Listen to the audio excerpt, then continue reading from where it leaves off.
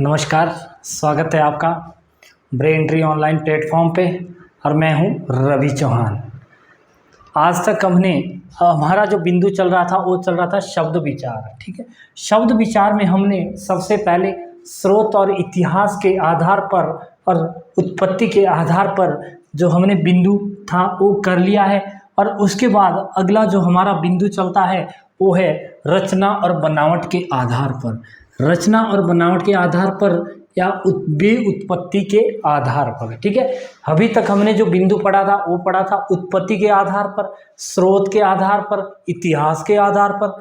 और अगला जो बिंदु चल रहा है हमारा, अगला जो बिंदु चल रहा है वो चल रहा है रचना और बनावट के आधार पर शब्द विचार। ठीक है, या फिर व्युत्पत्ति भी हम इसी को बोलते हैं। ठीक है, रचना और बनावट या फिर व्युत्पत्ति इसी को हम बोलते हैं। ठीक है, तो अब हमारा बिंदु क्या चल रहा है वो है रचना और बनावट के आधार पर या व्युत्पत्ति के आधार पर, जिसके हम 3 प्रकार पढ़ेंगे, 3 भेद पढ़ेंगे। सबसे पहले रूढ़ शब्द पढ़ेंगे, उसके बाद यौगिक शब्द पढ़ेंगे और यौगिक शब्द के बाद हम पढ़ेंगे योग रूढ़ शब्द। क्या पढ़ेंगे? योग रूढ़ शब्द। ठीक है, तो बिंदु हमारा चल रहा था कौन सा? ठीक है, शब्द विचार के आधार पर रचना और बनावट। ठीक है, सबसे पहले हम रूढ़ शब्द देख लेंगे। रूढ़ शब्द बोलते किसे है वही। ठीक है, रूढ़ शब्द बोलते किसे है? रूढ़ शब्द होते हैं जिसकी सार्थक इकाई के खंड नहीं किए जा सकते। ठीक है, रूढ़ शब्द वह होते हैं जिसकी सार्थक इकाई के खंड नहीं किए जा सकते, उन्हें क्या कहते हैं? हम रूढ़ शब्द कहते हैं। ठीक है, इतनी सी बात आपने समझनी है। ठीक है, रूढ़ शब्द हम किसे कहते हैं? जिसकी इकाई के क्या है? सार्थक खंड नहीं किए जा सकते। ठीक है, अर्थात जिसके टुकड़े नहीं किए जा सकते उन्हें हम क्या कहते हैं? रूढ़ शब्द कहते हैं। जिनके मतलब टुकड़े नहीं किए जा सकते, अपने आप में सीमित रहते हैं, उन्हें हम रूढ़ शब्द कहते हैं। रूढ़ शब्द की परिभाषा क्या है कि रूढ़ शब्द हम उन शब्द को कहते हैं जिसकी इकाई के सार्थक खंड नहीं किए जा सकते, जिसे तोड़ा नहीं जा सकता। ठीक है, रूढ़ शब्द में कभी भी आपको 4 चीजें देखने के लिए नहीं मिलेगी: संधि, समास, उपसर्ग और प्रत्यय। ठीक है, ये चारों कहीं भी रूढ़ शब्द में आपको इर्द गिर्द देखने को नहीं मिलेंगे। जैसे कि संधि का शब्द भी इसमें नहीं मिलेगा, क्योंकि संधि हम किसको बोलते हैं? संधि हम उसको बोलते हैं जो संधि के कितने 3 प्रकार होते हैं। और संधि जो शब्द है वो रूढ़ शब्द में आपको देखने के लिए नहीं मिलेगा, क्योंकि ये संधि 2 शब्दों से मिलकर बनी होती है। ठीक है, उसी के आधार पर समास भी आपको इसमें देखने के लिए नहीं मिलेगा, रूढ़ शब्द में देखने के लिए नहीं मिलेगा, क्योंकि समास भी वो होता है जो 2 या 2 से अधिक शब्दों से मिलकर बनता है, उसी को हम क्या कहते हैं? समास कहते हैं। ठीक है, उसके बाद उपसर्ग भी हमें इसमें देखने के लिए नहीं मिलेगा, क्योंकि उपसर्ग वो होता है जो वाक्य के पहले शब्द में लगा हुआ हो, और जब जिसके सार्थक खंड नहीं किए जाएंगे उसमें उपसर्ग कैसे लगेगा, इतनी बात आप जानते हैं। और प्रत्यय भी आपको पता है, प्रत्यय इसमें क्यों नहीं लगेगा? क्योंकि वाक्य के इस सार्थक खंड नहीं किए जा सकते, टुकड़े नहीं किए जा सकते, तो प्रत्यय इसमें नहीं लगेगा। ठीक है, उसके बाद हमने यहाँ पे कुछ आपके लिए उदाहरण लिखे हैं किसके? रूढ़ शब्द के। ठीक है, सबसे पहले लोहा भी कैसा है? इसका क्या है? खंड नहीं हो सकता। ठीक है, क्यों नहीं हो सकता? क्योंकि अगर आप लो जमा हा, ये अपना मतलब विशेषता नहीं बता रहा है, टुकड़ा नहीं कर पा रहा है, ये लोहा टुकड़ा नहीं कर पाएगा, इसीलिए ये रूढ़ शब्द है। ठीक है, उसके बाद घोड़ा। ठीक है, घोड़ा भी क्या है, घोड़ा भी एक रूढ़ शब्द है, क्योंकि घोड़ा अगर तोड़ा नहीं जा रहा है, रोटी भी रूढ़ शब्द होता है, इसे भी क्या है, इसका भी सार्थक टुकड़े नहीं किए जा रहे हैं, खंड नहीं किए जा रहे हैं, और जहां पे खंड नहीं किए जाएंगे वो आपका रूढ़ शब्द होता है। ठीक है, दिन भी क्या है, टुकड़ा नहीं हो पा रहा है, दिन का भी नहीं तोड़ पा रहे हम इसको। रात भी रूढ़ शब्द होता है। कुर्सी भी नहीं टूटेगा, ये भी रूढ़ शब्द होता है। घर भी नहीं टूटेगा, तो ये भी कैसा शब्द है, रूढ़ शब्द है। ठीक है, सिंपल सी बात है यहाँ पे, जहां जिस इकाई के या जिसकी सार्थक इकाई के खंड नहीं किए जाए उसे क्या कहा जाता है, रूढ़ शब्द कहा जाता है। ठीक है, जिसके खंड नहीं हो पाएंगे, लोहा, घोड़ा, रोटी, दिन, रात, कुर्सी, घर, ये सारे कैसे शब्द है, रूढ़ शब्द है। ठीक है, उसके बाद हम पढ़ते हैं यौगिक शब्द। ठीक है, इसके बाद दूसरे बिंदु पे आ जाइए, यौगिक शब्द। ठीक है, यौगिक शब्द हमेशा, यौगिक शब्द वो शब्द होता है जो दो रूढ़ होते हैं ना, दो शब्द होते हैं, उनके मेल से बनता है। ठीक है, उसे हम क्या कहते हैं, यौगिक शब्द कहते हैं। क्या कहते हैं भाई, यौगिक शब्द कहते हैं। यौगिक शब्द हमेशा संधि, समास, प्रत्यय और उपसर्ग से मिलकर बना हुआ होता है। ठीक है, जिससे रूढ़ शब्द नहीं बनता उसके मेल से क्या बनता है, यौगिक शब्द बनता है। ठीक है, क्या बनता है, यौगिक शब्द बनता है। और इसमें इतना ध्यान रखिए, मात्र बहुविरेही समास को छोड़कर सारे समास से क्या बनता है, यौगिक शब्द बनता है। बहुविरेही समास इसमें नहीं उच्चारित नहीं होगा। बहुविरेही समास इसका एक उदाहरण नहीं है। बहुविरेही समास से मिलकर यौगिक शब्द नहीं बनेगा, इतनी बात आपने ध्यान में रखनी है। ठीक है, क्योंकि संधि, समास, प्रत्यय और उपसर्ग इन चारों से मिलकर क्या बनता है, यौगिक शब्द बनेगा। ठीक है, और ये चारों शब्द क्या है भाई, रूढ़ शब्द में नहीं होंगे, रूढ़ शब्द इनसे मिलकर नहीं बनता, क्योंकि उपसर्ग भी दो के मेल से बनेगा, प्रत्यय भी दो के मेल से बनेगा और संधि भी दो के मेल से बनती है। समास तो दो या दो से अधिक शब्दों से ही मिलकर बनता है। ठीक है, संधि भी इसी तरह बनती है। उसके बाद उपसर्ग और प्रत्यय भी इसमें नहीं होंगे। ठीक है, तो यहाँ तक की बात आपने समझ ली होगी। ठीक है, संधि भी यौगिक शब्द से मिलकर, संधि भी दो शब्दों से मिलकर बनती है। समास भी दो शब्दों से मिलकर बनता है, प्रत्यय भी दो शब्दों से मिलकर बनता है, उपसर्ग भी किससे, दो शब्दों से मिलकर बनता है। ठीक है, तो इतनी बात है, यहाँ तक की बात आपको समझ आ गई होगी। ठीक है, यहाँ से उसके बाद हम आगे चलते हैं। इसका जो मतलब यौगिक शब्द के जो उदाहरण है उसे हम पहले देख लेते हैं। ठीक है, यौगिक शब्द के उदाहरण, यौगिक शब्द बनता किस तरह है। ठीक है, ये तो हमने देख लिया कि संधि, समास, प्रत्यय और उसके बाद उपसर्ग, इससे मिलकर बनता है क्या, यौगिक शब्द बनता है। ठीक है, उसके बाद हम यहाँ पे देख लेते हैं कि यौगिक शब्द बनता किस तरह है। सबसे पहले विद्यालय हमने देखा, तो विद्यालय को हम जैसे ही विद्यालय क्या है, दो शब्दों से मिलकर बना है, विद्या जमा आल्य। ठीक है, विद्या जमा आल्य। ठीक है, तो ये दोनों चीजें किसकी विशेषता बता रही है, समास की विशेषता बता रही है। और समास इसमें कौन सा रहेगा भाई, ये बहुत अच्छे से आप जानते हैं कि तत्पुरुष समास इसमें रहेगा। कौन सा समास, तत्पुरुष। ठीक है, कौन सा समास रहेगा भाई इसमें, तत्पुरुष समास रहेगा।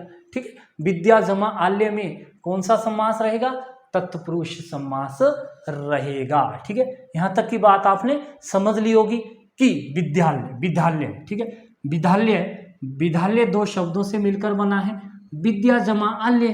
ठीक है, तो ये यौगिक शब्द होएगा। ठीक है, इसी प्रकार से सेनापति,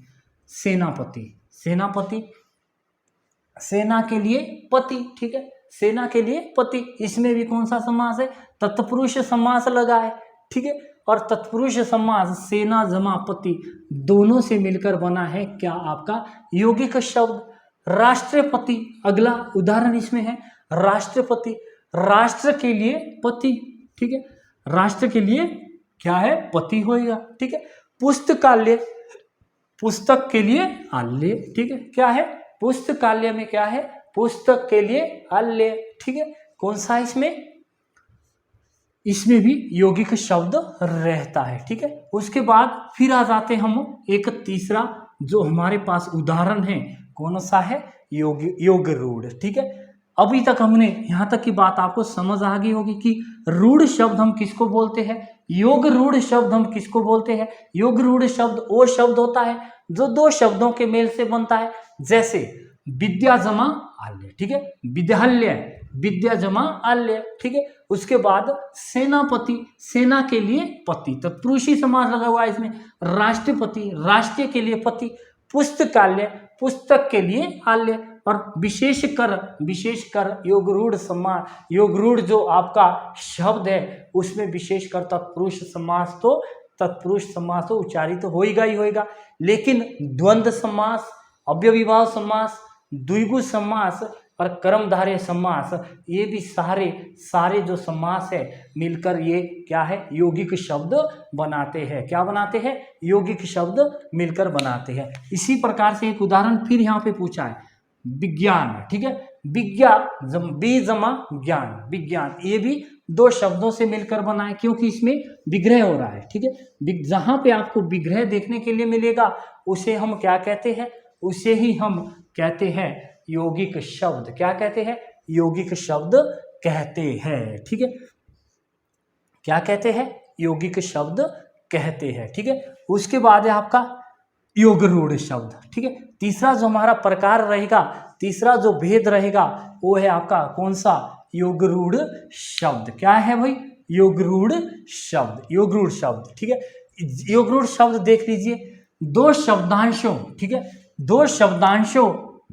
दो शब्दांशों का वह मेल जो किसी विशेष अर्थ का संकेत देता है। क्या देता है, दो शब्दांशों का वह मेल जो किसी विशेष, ठीक है, किसी विशेष अर्थ का संकेत देता है, उसे ही हम क्या कहते हैं, योग रूढ़ शब्द कहते हैं, ठीक है।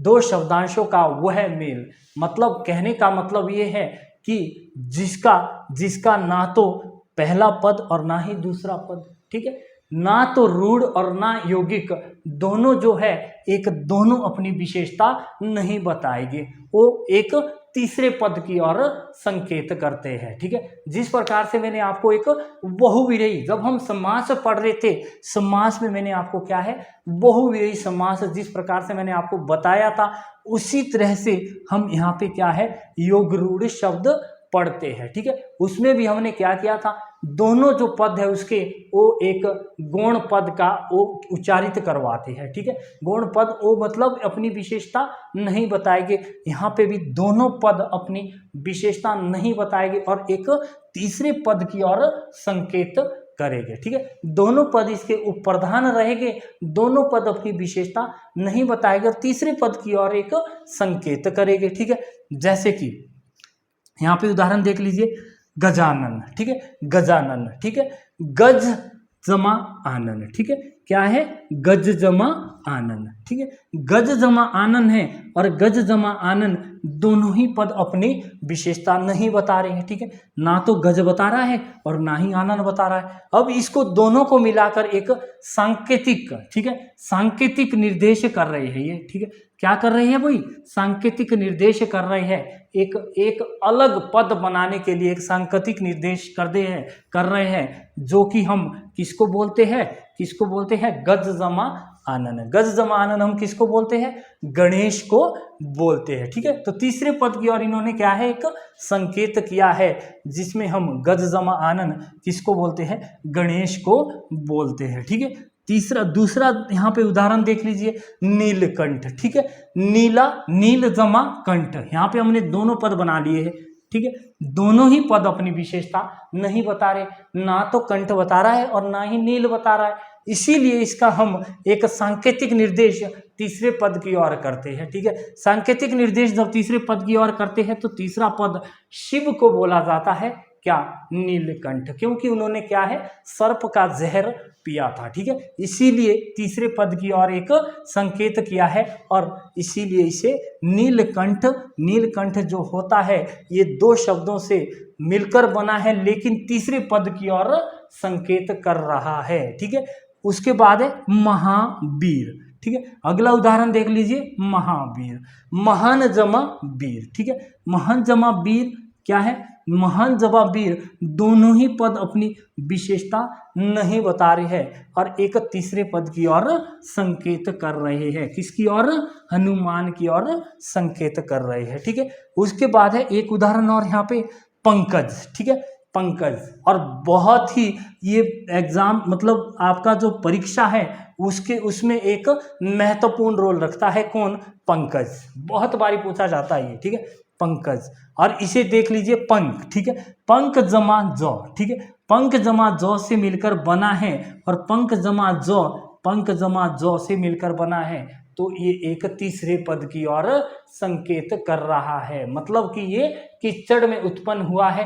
कीचड़ में और भी वस्तुएं उत्पन्न होती है, और भी जीव उत्पन्न होते हैं, लेकिन ये मात्र एक संकेत किसकी ओर कर रहा है, कमल की ओर कर रहा है और एक तीसरा पद बना रहा है। ठीक है, पंकज जो है ना तीसरा पद बनाएगा। इसी प्रकार से जलज, जलज भी एक तीसरे पद की ओर, जल जमा जो तीसरे पद की ओर संकेत कर रहा है और यह भी एक कमल की ओर संकेत कर रहा है। ठीक है, इसी तरह से हमने अगला पूछा यहाँ पे आपसे, आपको हमने एक उदाहरण और दे रहे, लंबोदर। ठीक है, लंबो जमा दर, लंबो जमा दर, ये ना तो लंबो बता रहा है ना ही दर बता रहा है कुछ, और तीसरे पद की ओर संकेत कर रहा है जो कि गणेश की ओर, गणेश की ओर संकेत करेगा। ठीक है, उसके बाद है दशानन, दश जमा आनंद। ठीक है, दश जमा आनंद, दश जमा आनंद देख लीजिए कि दश जमा आनंद क्या होता है, वही 10 है आनंद जिसके। ठीक है, 10 है आनंद जिसके, किसके लिए एक तीसरा पद आपका उच्चारित हो रहा है, रावण। ठीक है, रावण को बोला जाता था दशानन क्योंकि इसके 10 सिर थे। ठीक है, तो इस प्रकार से हमने शब्द विचार में हमने रचना और बनावट के आधार पर जो आपके 3 भेद थे वो हमने यहाँ पे आपको बहुत अच्छे से समझाया। मुझे विश्वास है कि आपने इन्हें बहुत अच्छे से कर लिए होगे, समझ लिए होगे। तो ये जो तीनों भेद है, रूढ़, यौगिक और योग रूढ़, बहुत अच्छे से आपने करने, क्योंकि ये परीक्षा में बहुत बार यहाँ से क्वेश्चन पूछा जाता है। ठीक है, तो तब तक के लिए फिर मिलते हैं अगली कक्षा में, तब तक के लिए आप सभी को धन्यवाद।